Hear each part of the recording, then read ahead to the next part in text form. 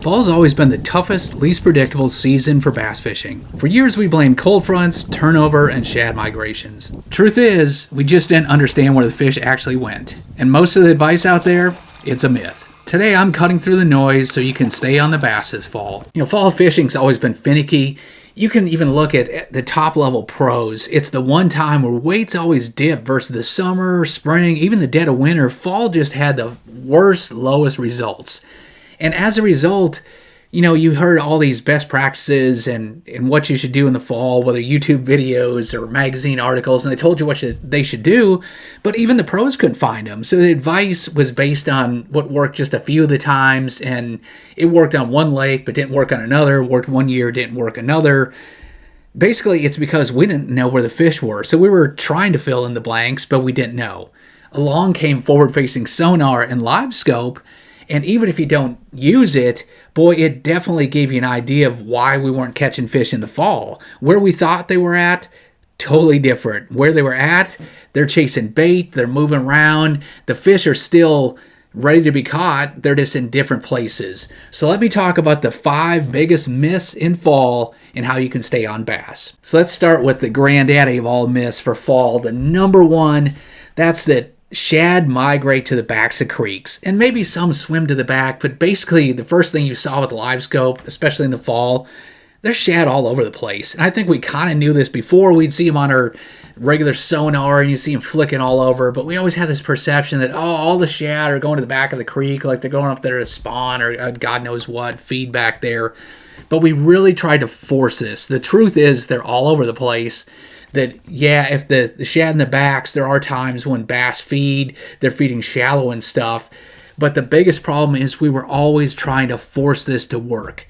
Basically, what it turns out to be, to me, a lot of times is kind of a low light situation. First thing in the morning, late in the afternoon, if the temperature gets right, if the conditions are right, it's worth checking, but it's not the thing that they're all doing. A few of the bass, it's mostly the resident bass. Yeah, there's some moving back there. Well, let's get rid of that one. The backs of the creeks can be good, but the fish aren't all going there, the shad or the bass, so stop trying to make that one work. Now, myth number 2, this is one of the ones out of this list that I knew pretty well before even live scope came along, and that's the fact that everybody says, the cold front got them. They won't bite because of the cold front. No, just the opposite. To me, in the fall, the warm fronts, Indian summer, those nice warm sunny days and stuff, that's the kiss of death. Cold fronts, up until the very end of fall, those first ones, they actually get the bite going. You want the water cooling down. You want wind and overcast and all that stuff. The water temp dropping 5-10 degrees, that doesn't shut them off. It's already 80-90 degrees. Dropping it down to like 70 or 60, that's where you want it. So in the springtime, cold fronts, you're trying to get that magic 60 where they're going to spawn, it gets good. So every time it drops down again, it kind of shuts them down. Fall's the opposite. You're trying to get down to about that 70-degree mark where it's really good, 65, 55, all that stuff. When it's up here warmer, 90 and 80, every time the cold front, it's going in the right direction. So cold fronts, turn them on. If you can pick a day you can go where you can skip work or miss school, whatever, call in sick, after the cold fronts is good. That turns them on. When you get those warm fronts, the Indian summer, it's really bright, the water's warm, it kind of stagnates it. They're not chasing as much, not near as aggressive. Now, myth number 3, this is right up there with number 1, and that's that the turnover killed the bite. They're not biting, the lake's turning over. And while that does happen, and basically the lake's stratified during the summer, and then it changes up, turns over, that is going to mess up deep fish, some of the fish offshore, but basically what that is, that's just the excuse if you didn't catch them. Anytime guys catch them, they're not talking about the turnover. The whole fall, people are blaming, anytime they don't bite, it's tough. They say, it likes turnover. You can say, find evidence that there was a turnover that killed it. Here's the truth. What we saw with live scope is a lot of these fish are roaming and they're just scattered out there. The turnover, the lake's stratified, so a lot of those fish were on the bottom. You're catching them during summer in brush piles and throwing a deep diving crankbait, dragging a jig out deep or a big 10-inch worm. In the fall, they're still out there. The guys that like to scope, they're catching them on jig head minnows and stuff. They're still out there roaming. Maybe it slows down a little bit when the water turns off color and stuff. but they're still out there. The biggest thing that turnover does is it just scatters them out more. So you're going to catch one here, one there. If you're randomly casting out deep without live scope, then it's going to be really random. You're not going to catch that many. If you fish without scope, well, the places where the lake doesn't turn over is really shallow areas, and especially like the upper ends, the back ends of coves and the upper end of the lake. It's not even stratified. There's no turnover. Those places, it stays stable year round, especially in the fall. So you have a couple choices to do. You can either scope out deep and find the ones that are up off the bottom more, catch those ones. If you don't scope, backs of creeks, upper ends of lake, they don't turn over. You don't have to worry about it. Just know that fish are more scattered, so that's the deal. They're not really stacked up like they were in the summertime all in one spot. Those 20 fish in a school are now all over the place. Myth number 4 is that the bite's tough, so you have to go to finesse. And yeah, that's right to a certain degree. Finesse is going to work, and there are times when there's getting a lot of fishing pressure. But basically, going again back to what you see with your electronics, is shad are just all over. They're not grouped up that much. They're roaming, they're chasing shad, they're on the move. Fish are in one spot one day, moving the next, and they're just not in big groups. They'll be in small little groups, maybe 3 to 5. But the roaming and chasing. So slowing down with finesse, unless you really have something like, say, on particular docks that are good or something like that, finesse grinding on key pieces of cover up shallow might be good. But in general, if you understand that the fish are more spread out, fishing slow with finesse, you're just not going to throw it in front of enough fish during a day's time. You're not going to trigger enough fish to bite. To me, fall with scattered out fish, that tells you those traditional power fishing techniques. Crankbaits, spinnerbaits, bladed jigs, topwaters, the ploppers and the choppos, they're so good. You only get 5 bites a day, but they're good ones. Any of that stuff where you can cover a lot of water, pick off active fish. Once they get into the fall, a lot of them are aggressively chasing bait.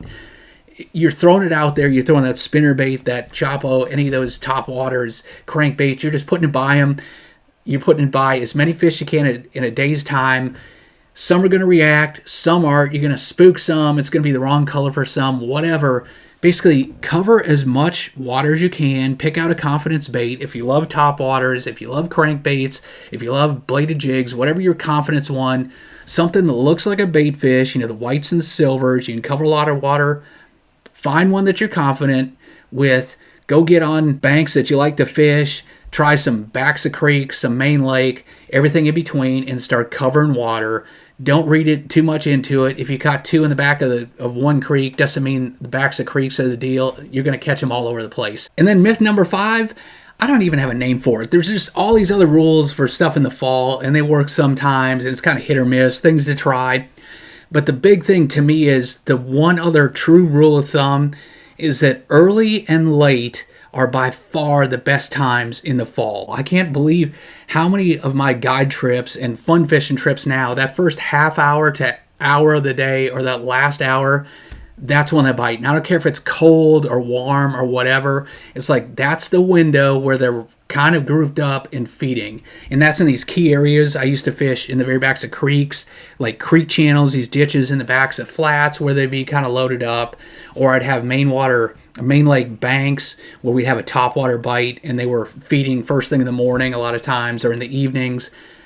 You would catch anywhere from 5 to 20 fish in that first window. It was good. And man, those guide customers were like, yeah, man, we're going to blast them. And you're like thinking, no, we're not. This is it. And all of a sudden by like 8 o'clock, it's like, I used to get a couple bites. At 9 o'clock, you haven't had but one other bite in the last hour. And then by 10 o'clock, it's been 2 hours since you had a bite. You're just grinding along and trying to catch one here or there. It's definitely, you need to figure out these key stretches, and a lot of times they hold up for a while until the water temperature changes a lot. Those key windows, though, if you find an area in the middle of the afternoon where you get 1 or 2 bites in a section, it just seems right, and you lost another one or something, like, man, I got a few bites in one little section right there. You need to mark that in the back of your head and then come and hit that the next morning early or hit it again later in the day, because it'll amaze you how much they load up and they'll bite, especially those fish in this super shallow water. They're just... they can get so shallow where it's a foot or 2 and they're just in bright sunny days. They're not that aggressive. You come back there when it's low light, you'd be amazed how well they bite. So early and late, that's the best time to be out there in the fall. And then one bonus tip, again, it's scattered. You can shut this thing off basically in the fall. Again, it's random. They're not typically on a pattern. Shut your head off. Stop thinking about what they should do. Again, throw your favorite bait, cover water, and you'll be surprised. Sooner or later, you'll run into them. If you start meddling with baits and run around thinking what they should be doing, you're just wasting time. Just go cover water. Hey, if you do want a few other fall tips, I do have some patterns that on the right day work out really well. Check those out here.